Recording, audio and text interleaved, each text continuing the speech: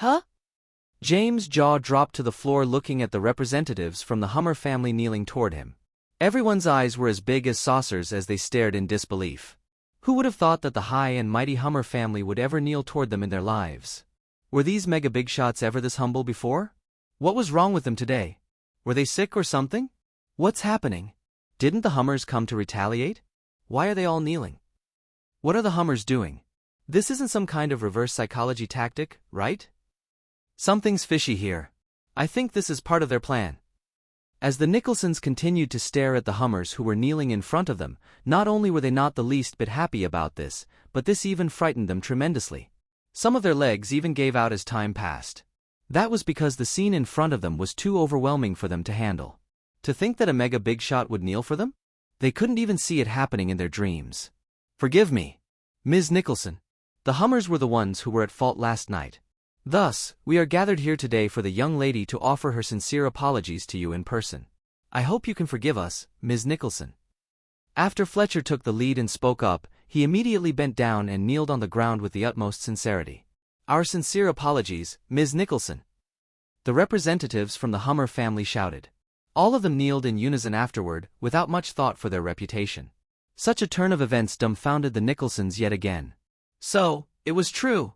The Hummers were apologizing to them. But the question now was, why? Why are you all? What is going on, Mr. Lawson? Dahlia stuttered while lying on her hospital bed. She was so antsy about the situation that she immediately got out of bed. Weren't they here for revenge? Why were they kneeling toward her? The Hummers aren't unreasonable people.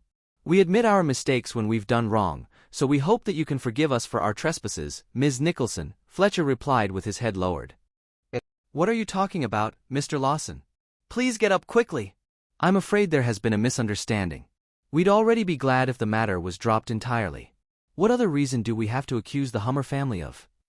Florence apologized profusely with a big smile after she came to her senses. Yes, she's right. Please get up from the floor, Mr. Lawson. The Nicholsons were still in a state of shock even now. To them, it was already a huge relief that the Hummers were willing to let the matter slide. They wouldn't ever have the guts to coerce them into apologizing to them. As long as you continue to refuse to accept our apology, we'll continue kneeling like this until the end of time. Ms. Nicholson. Fletcher insisted stubbornly. Please get off the floor, Mr. Lawson. Let's just pretend none of this ever happened, all right? Dahlia spluttered, somewhat at a loss for words. Even though Tina was the one who was at fault, she ended up being the one who suffered more severe injuries than Dahlia. While she was expected to recover in about 3 to 5 days, she doubted if Tina could even get out of bed by herself without resting in bed for a month first.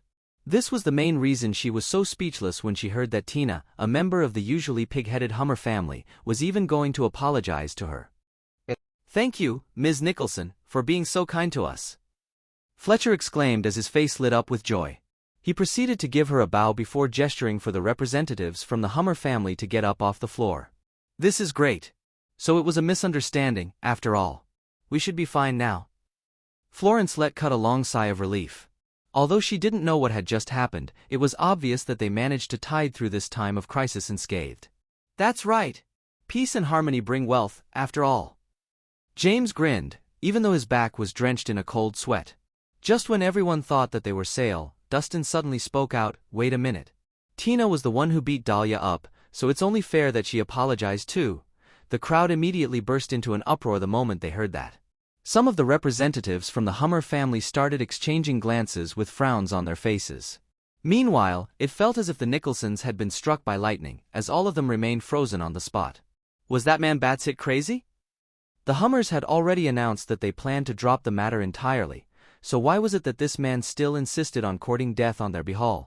It was one thing to beat her up and cause such a huge disaster to happen in the first place, so why did he still insist on getting an apology out of Ms. Hummer when the Hummers had already decided to drop the matter? The fucking audacity of this bastard. Rhys! Have you been kicked in the head by a donkey? If you don't know what to say, then shut up. The moment she reeled back from her shock, Florence barked at him out of fear, you little shit.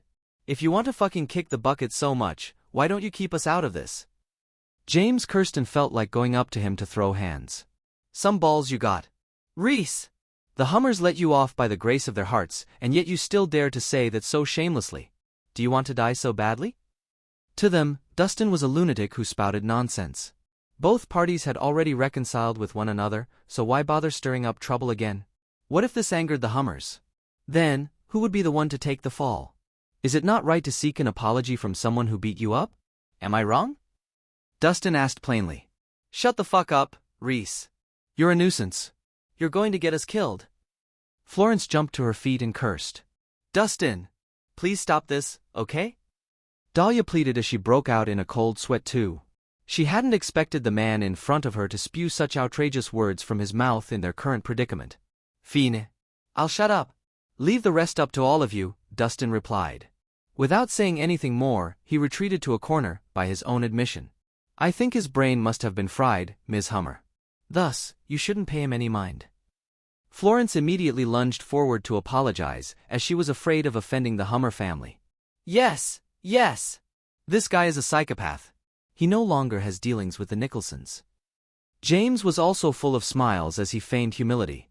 However, instead of feeling any sort of relief, the representatives from the Hummer family turned extraordinarily gloomy instead. After Fletcher whispered a few words to Tina, who was nearly fully paralyzed in her wheelchair, Tina gritted her teeth and finally opened her mouth to croak something. I'm sorry, it was all my fault, she said, out of breath. The whole room fell dead silent the moment she finished. Florence and the rest were even more shell-shocked, as their expressions immediately twisted into shock. Did the spoiled young lady of the Hummers, the one who called all the shots in Swinton, actually just apologize?